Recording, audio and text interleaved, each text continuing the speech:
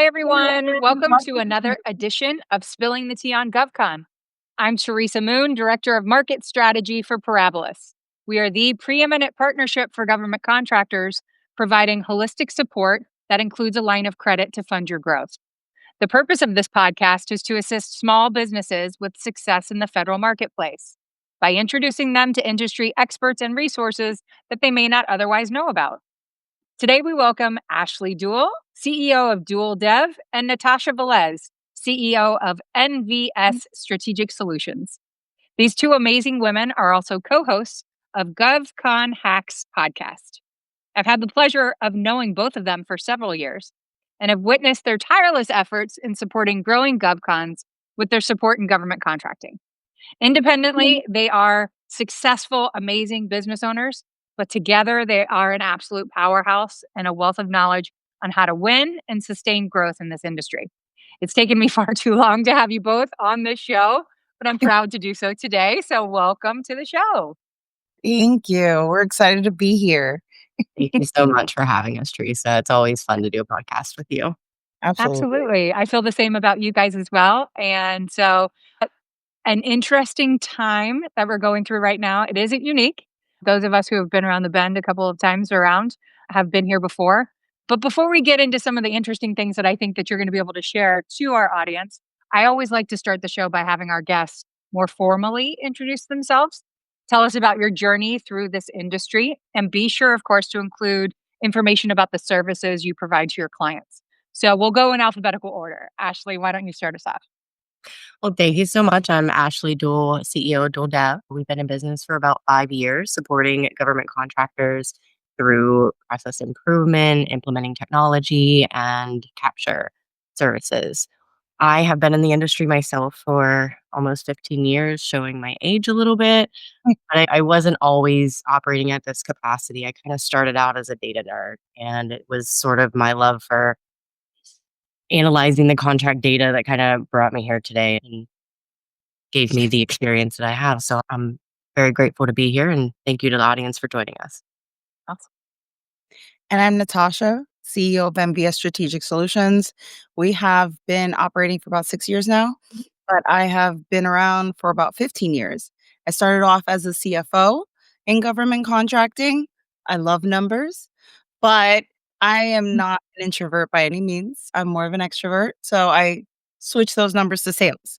So now I focus on business development and proposal management. And I have been doing that for the past 6 years, and I absolutely love it. We have gone over $1 billion in federal contracts won for our clients, and we're going to keep growing. So it's just been a very exciting, fun journey. That's amazing. And you both are, super impressive in your own rights with the work that you bring to the table. I know that you collaborate a lot, but more than that, you always show up. And so we frequent the same places, we service either the same or similar clients. So we find ourselves in the same environment a lot. And I lean on both of you for a lot of information. You're both very prolific with putting out information and helpful insights that can not only help those that are getting started out, but those that forgot in the beginning that they always needed to be learning. And I think you both have been very transparent with the fact that even though you've got 15 years experience in the industry, collectively 30 years experience, right? You still are learning something new every day. And so I learn a lot from the things that you both put out, both with, LinkedIn posts or articles, and then your podcast as well. And so I encourage people who aren't already connected with them on LinkedIn to do so, because they do put out a lot of great information. Their podcast that they do together has a lot of great guests. We have similar points of interest on this show as well, but you're going to get a different point of view with them because of their interaction with the government contracting community from their expertise level and for what their businesses provide. So I definitely encourage you to check that out as well. We said a few minutes ago that we're in an interesting time right now in the year. It is the start of the fiscal year 2026. So, congratulations to all of us for making it through 2025. Yep. But we find ourselves, 1 minute after midnight in FY26 in a government shutdown. And this hasn't happened in seven years, I think. So there are a lot of people listening to us right now that have never dealt with this before and maybe finding themselves a little worried about what's to come. So I think that this is perfect timing for us to have the conversation like we're going to. And knowing you both personally, I've seen your abilities not only to create strategic partnerships for your own work, but your ability to assist your audience and your client base with the same thing.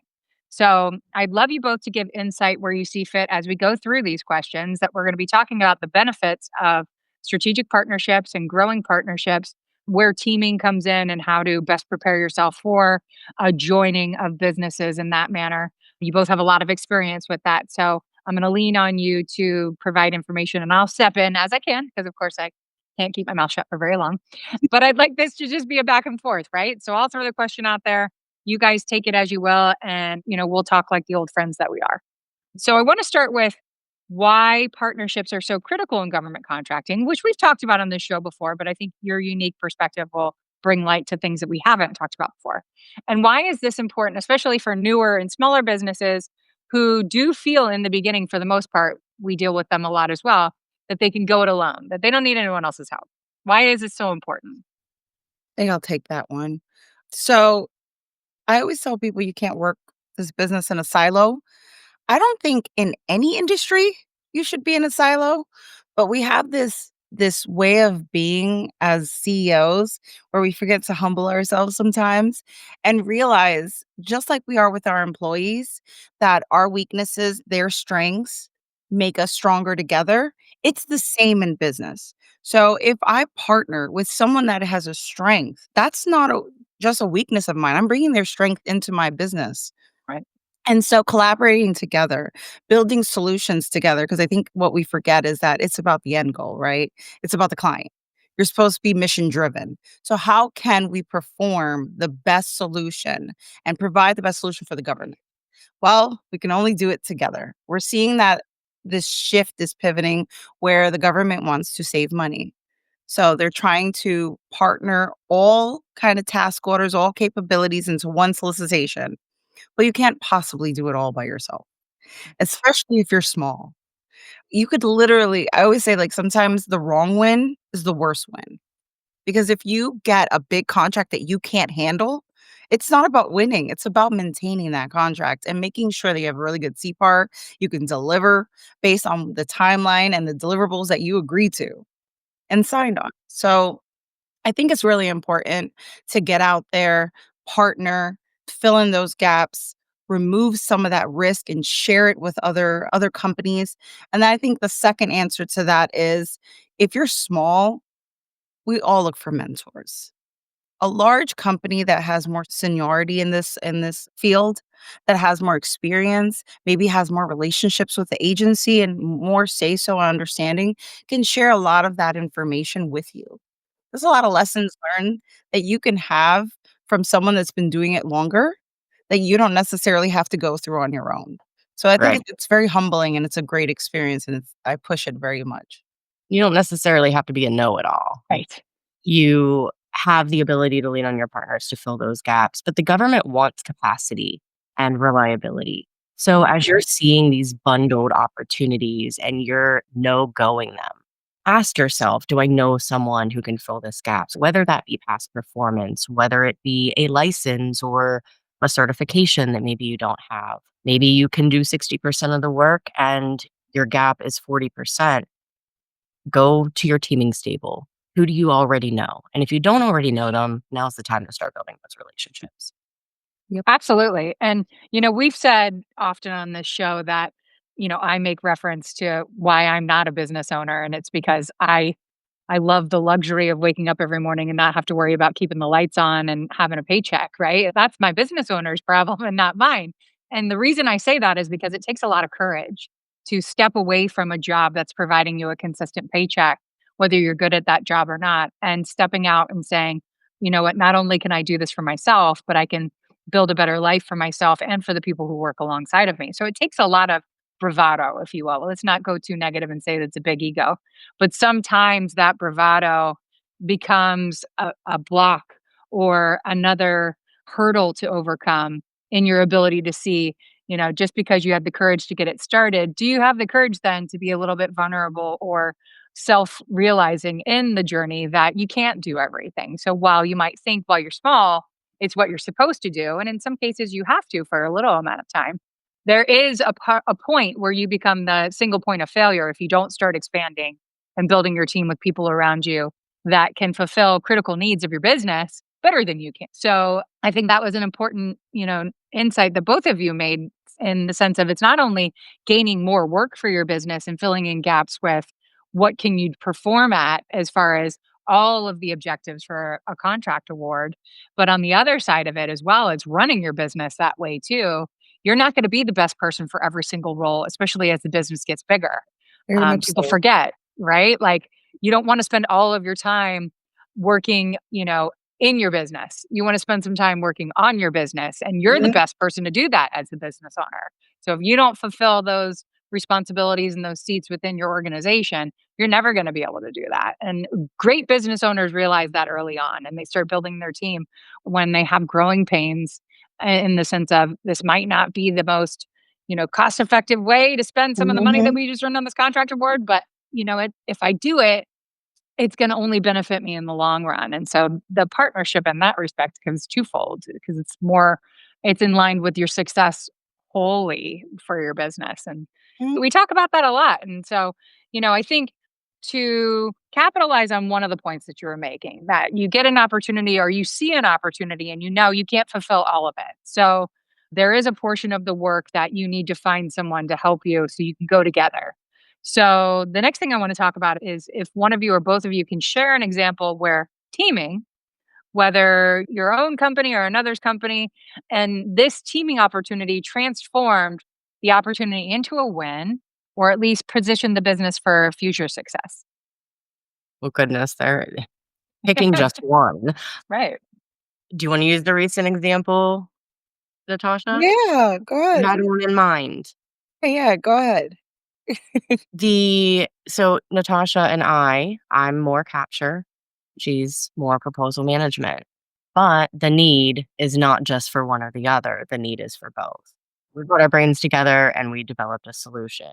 That solution just in Q4 brought 7. Did we have 6 or 7 wins by the close of Q4? Not we, our clients did. Clients got 7 wins. 7 wins in 1 quarter. So Yeah. I have to say, That's wow, amazing. it it was enlightening, to say the least. It's working out really well.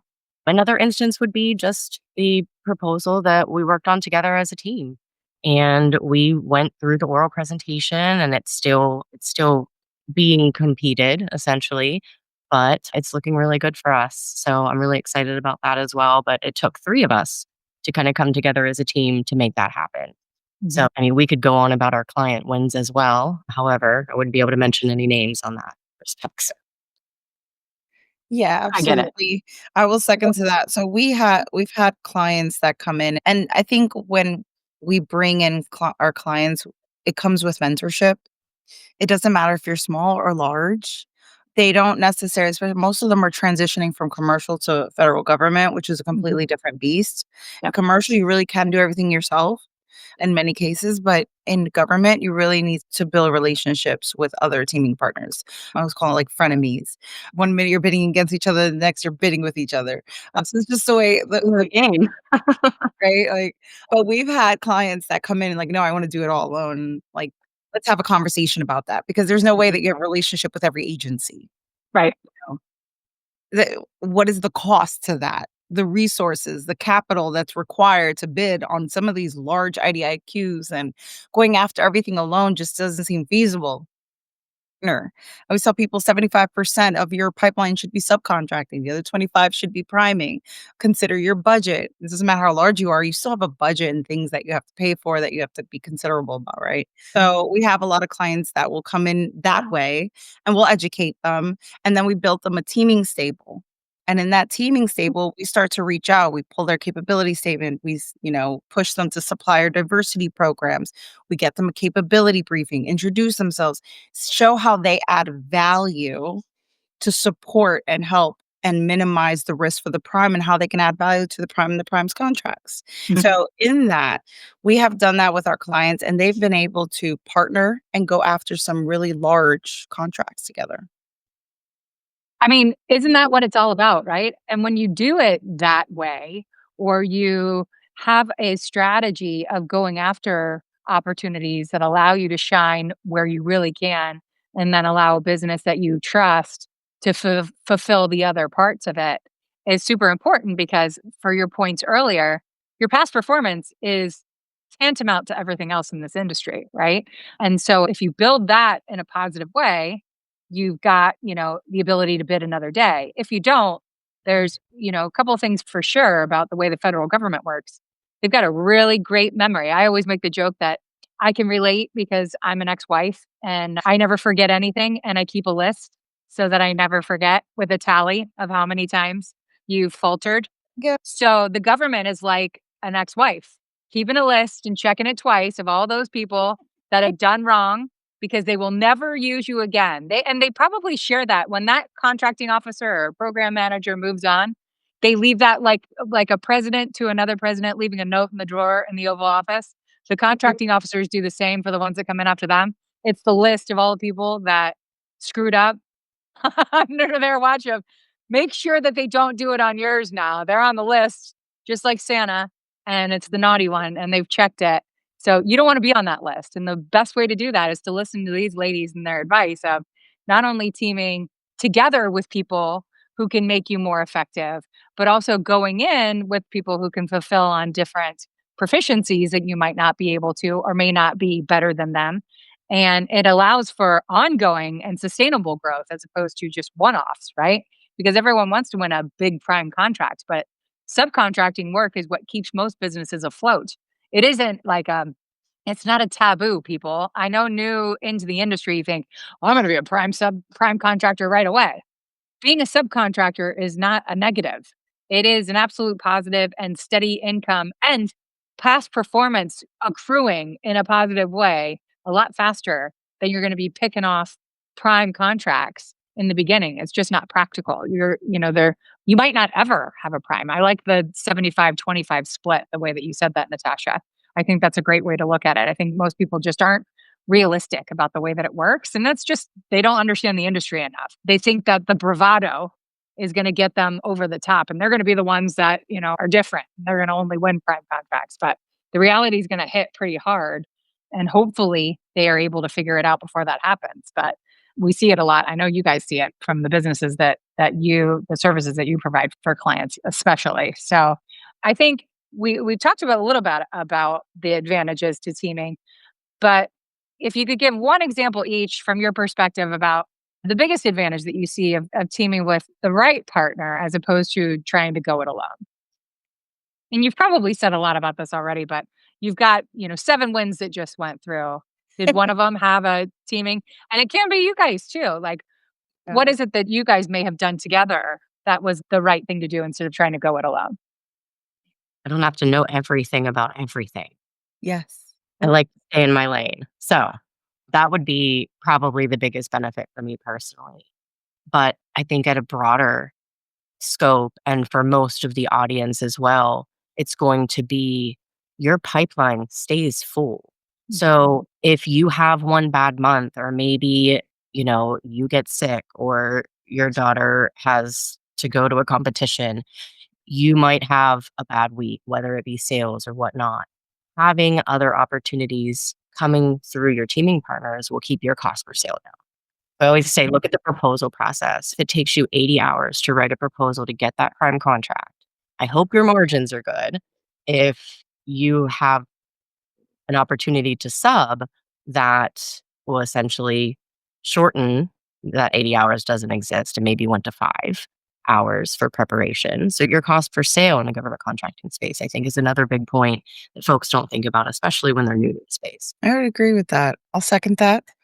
I'll also add that as small business owners, it is very hard to remain accountable. Sometimes you just want to quit. Mhm. Some days you have hard quarters. Sometimes your margins don't pan out or clients complain no matter how hard you try. And in those moments, teaming partners are not just business partners. They can become essentially collaborators with you, back and forth camaraderie.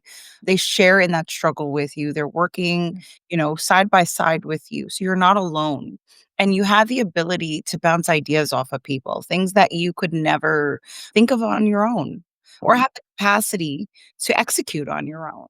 So you really can get further if you have someone alongside you that you trust and you build with to go further versus doing it alone. And I know we think of it as, well, if I do it alone, I'll make more revenue. Well, if you do it alone, you may not make any revenue, Right. or But you you might pick the fail. wrong kind and fail horribly and go into negative, which we've seen Yeah. people do that. So partnering with the right person can alleviate a lot of that work, can help you build, you can bounce off ideas, build solutions together, but also it is your partner in crime. And I'm using this example for, Ashley in many cases because when I was doing my business, me doing it alone was like I had no one to ask. It's Yeah. like, and so now I can just call her and be like, I need your advice. Yeah. More times than she cares to admit. But I It's was so like, nice to have that though, you know what I mean? I think that people forget that, camaraderie aside, it is you both are experts at specific things and you can support each other with that expertise, but also in the hard times, get each other through it?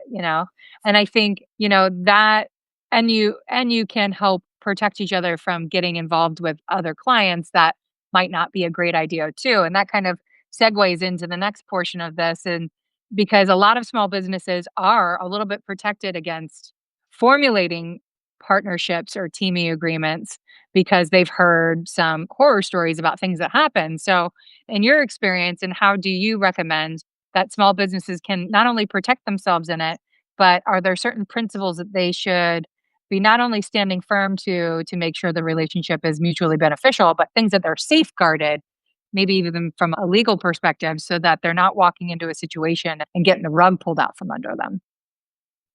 This is a really good question because it happens very often where, and I always say the biggest first thing is watch out for that bait and switch, where the prime's listing you on the proposal, but then sidelining you after the award.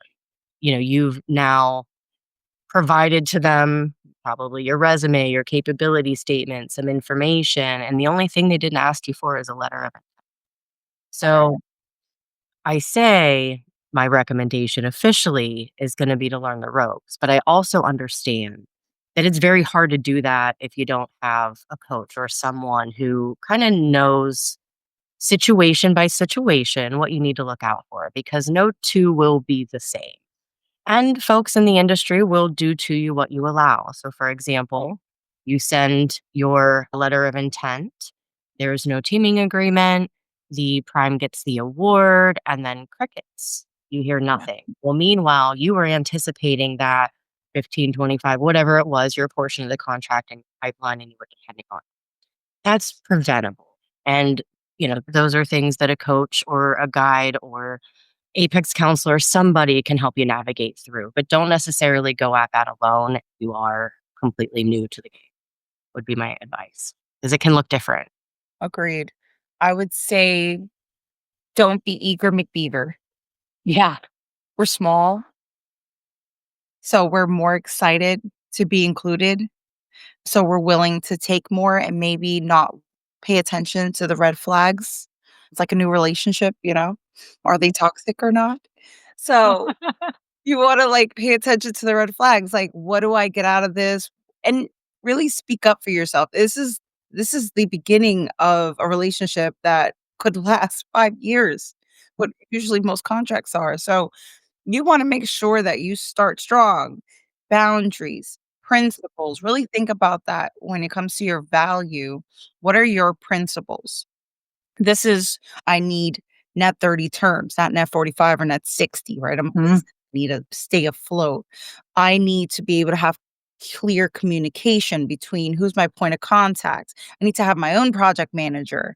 I need to be able to have these profit margins because in many cases you'll see primes push, who takes most of the cuts? It's the subcontractors. Speak up for yourself because you could get yourself in a contract that could affect you financially. So I always tell people, like, really just kind of know that I know that you have this nervous and you're more excited that you were included, but still have those boundaries because trust and belief people know that. And sometimes they take advantage. Not always, but sometimes. So Right. just really speak up for yourself. And Great advice. that firm's gonna send you a boilerplate agreement. Be sure to redline it. Don't just sign. I I mean, will say if I see an NDA or a teaming agreement not redlined, I'm concerned. I'm So like, there you go. So those 2 steps are key, and if you don't know how to do that yourself, the 3 of us, I'm sure, have several recommendations of people who can help you do just that. So to close it out today, I wanted you guys to, speak directly to the audience because I'm sure that we have similar people listening to our show as that you guys on yours as well, and I'd like them to join, the army of people who are listening to the information that you guys are putting out on a regular basis. But the contractors that are listening today that think they might need a partner or that they could be a good partner themselves, what should their first step be? And how can they connect with you to explore teaming opportunities? I like I'd say the first step would be realistic. Evaluate your strengths and weaknesses so you know what gaps you're filling. And look for alignment in values and goals, not just capabilities, I'd say. I would also say come to the table not with your hand out. Come to the table with something valuable that you actually want to talk about. So if you see an opportunity, you've done the homework, you looked at the pre-forecast, you found something that you feel very strongly about that you want to go after. And when you reach out to this teaming partner, do the homework.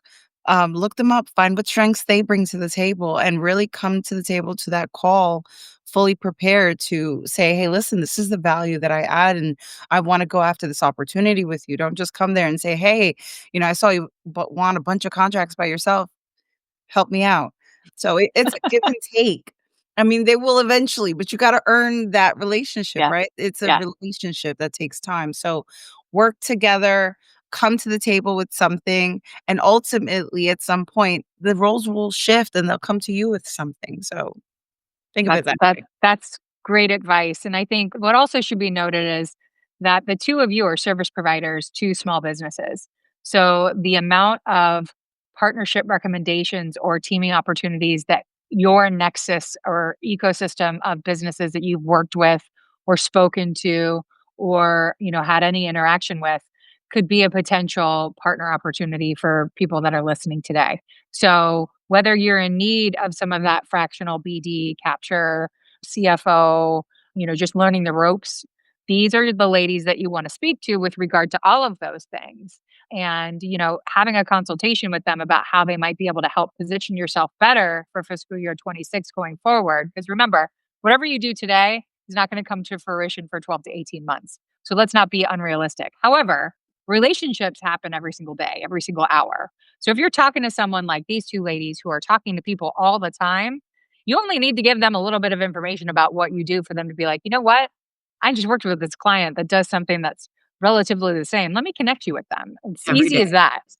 Yeah, I mean, to your point, you don't go into the situations where you've got your hand out. You're like me, you'd be more than willing to say, whether it works out or not, that you guys have an opportunity that you can work on together in the long run. It isn't a negative for me to open my network up to you.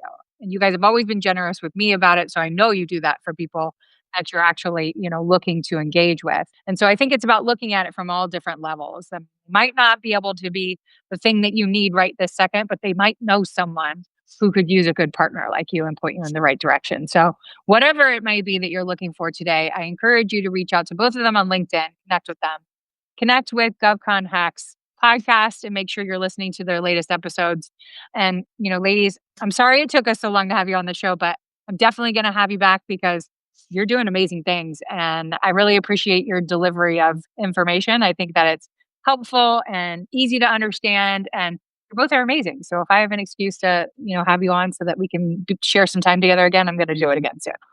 Thank you so much. We're so happy to be on the show. We had a great time. Thank you so much. Absolutely. Well, thank you all. I appreciate you sharing this time with us as well. This has been an amazing conversation, and I'm grateful as usual. And as always, we pride ourselves on sharing the most insightful and exciting people and information to help you better navigate your GovCon journey. If you like what you heard today, you can see all of our past podcasts, which are archived on our Parabolis YouTube channel. Stay tuned for all of our future guests in the coming months as we help you grow to great heights in this fiscal year ahead, right? I'm Teresa Moon, and this is Spilling the Tea on GovCon. Have a great day, my friends.